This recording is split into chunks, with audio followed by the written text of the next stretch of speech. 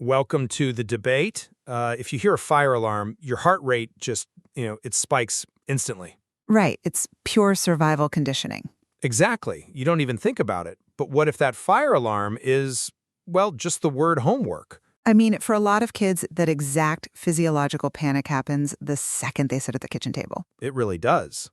So today we are looking at the anchoring framework from Empowered Homefront's curriculum. This is by Lori and Eric Howell. And we're specifically asking if deliberately swapping educational vocabulary genuinely rewires a child's psychological resistance to learning. Right, or if it merely masks deeper developmental challenges. I argue this framework is, honestly, a brilliant application of associative learning to eliminate those stress barriers. And I contend it dangerously oversimplifies educational friction, risking ignoring true learning disabilities. Well, the Howells definitely target a very specific audience. They talk about these working parents who are up, Googling at midnight, totally desperate for a clear starting line. They do. And they've built an incredibly comforting narrative here. I mean, if you're a parent who just spent 3 hours fighting with your kid over fractions, hearing Empowered Homefront say nothing is wrong with your child is exactly what you want to hear. Oh, absolutely. It's a huge relief. But that comfort is exactly what worries me. Framing standard academic struggles solely as negative conditioning caused by a flawed traditional system is a massive leap. Are you perhaps underestimating the paralyzing effect that system has on a child's brain, though? I mean, we're talking about actual neurobiology here. How so? Well, by avoiding the word homework, which the Howells call their family word swap, you are literally bypassing the neural pathways that trigger the amygdala's fear response. Okay, bypassing the amygdala is a real phenomenon. I will grant you that. Right, so you're giving the prefrontal cortex, the logical learning part of the brain, a chance to engage before the panic sets in. It is applied neuroplasticity. I hear you, but does clearing that anxiety actually solve the academic problem? Rebranding math as brain food might sound nice, but it doesn't alter the cognitive difficulty of long division. It doesn't change the math, no. Exactly. It's a placebo.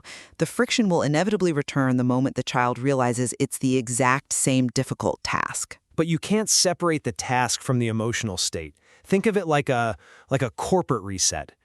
A corporate reset? Yeah. If a department is notoriously toxic, management changes the physical office space and the job titles. It's not to trick the employees. It's to break the baseline anxiety so they can actually access their skills. That is a fair analogy. Right? Because if a child's brain is flooded with cortisol from a negative anchor, their working memory is physically impaired.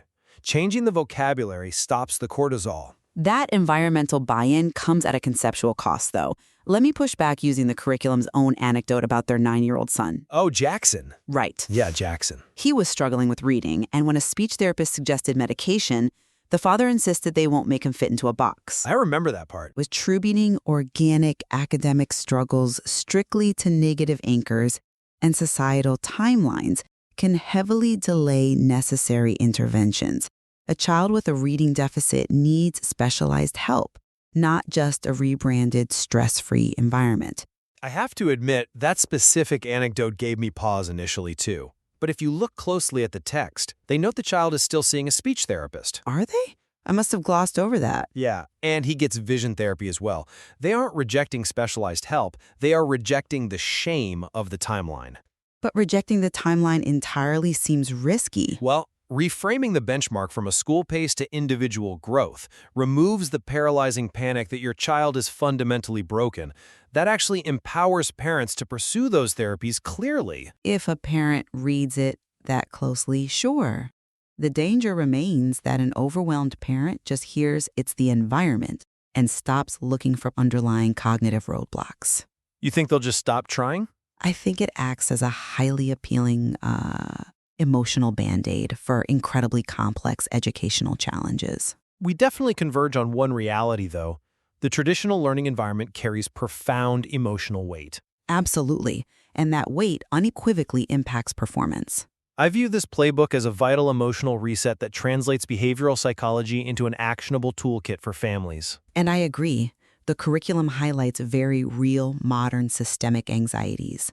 It forces us to evaluate the delicate line between healthy environmental adaptation in avoiding rigorous, hard educational truths. There is certainly more to explore in how we design our learning spaces.